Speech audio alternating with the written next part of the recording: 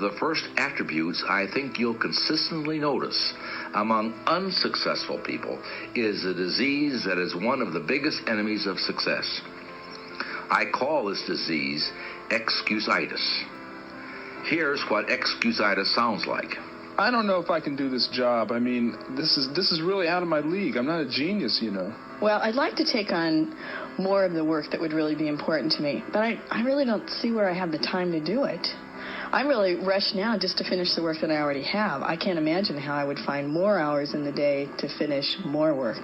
You know what they say, you can't teach an old dog new tricks, and believe me, this old dog is just too far along to start anything new at this point.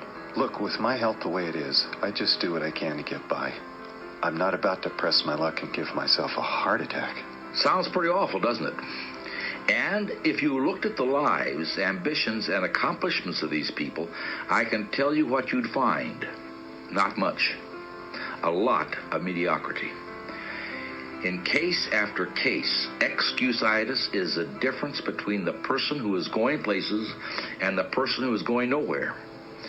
You'll find that the more successful a person is, the less that person makes excuses for anything. Now, this disease of excusitis comes in several forms, and like most diseases, it gets worse if it isn't treated. A victim of this thought disease thinks like this: I'm not doing so well. What can I use as an alibi that'll help me save face? Let's see, poor health, lack of education, too old, the way my family brought me up.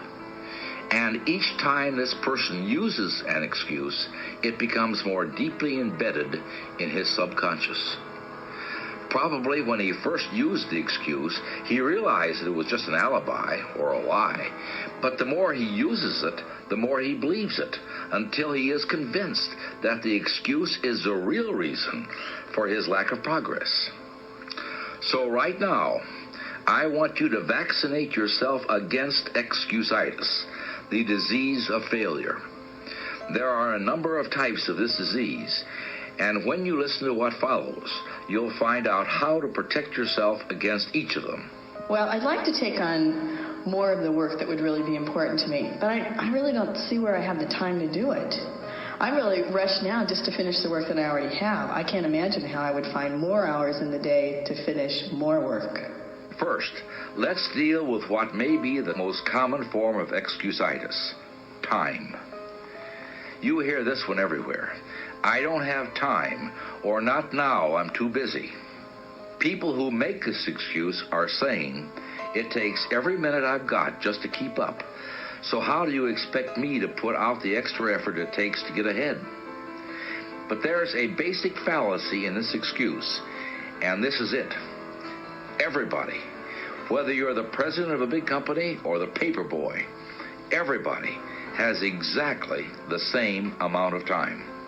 You and I both have 24 hours a day, 168 hours a week, no more, no less. The question is, what do you do with your time? Most people spend about 51 hours a week sleeping and about 50 hours a week at work, counting commuting time. So far, that's 101 hours.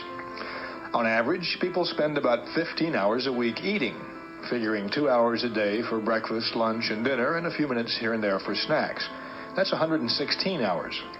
Now throw in 24 hours a week for relaxing, reading, watching television, playing with the kids, making love with your spouse, and getting some exercise. That makes 140 hours.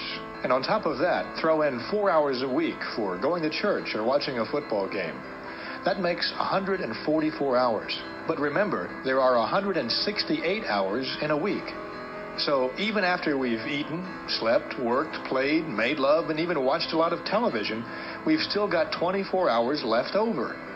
You could watch another 6 hours of television a week and still have 18 hours unaccounted for. So where do people get this excuse? I haven't got enough time. There is just no truth to the statement. It simply is an alibi for mediocrity, for failing to give yourself the chance to succeed. Successful people don't say, I don't have time.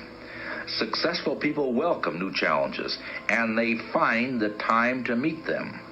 There's an old business axiom that says, if you want something done, find the busiest person you can and get them to do it. The truth in that axiom is this: a busy person, a successful person, won't hide behind an excuse. That person wants challenges, wants more business, wants that additional assignment, because a successful person knows that success is a direct product of extra effort. So, if you suffer from time excusitis, the cure is simple. Mind you, it's not necessarily easy, but it is simple. Here it is. Resolve now never to say, I don't have the time, or I'm too busy. Always seek ways to accommodate new challenges in your job, or special assignments, or extra time with your family. You may find yourself slipping back into the excuse from time to time, but if you do, catch yourself. When you're about to say, I don't have time, change your mind. It often helps to budget your time, just like you might budget your money. Sit down and write out a time plan. Strive to become that busy person that people seek out for special challenges, instead of another victim of excusitis. Remember, everyone has the same amount of time. The difference is in how you use it.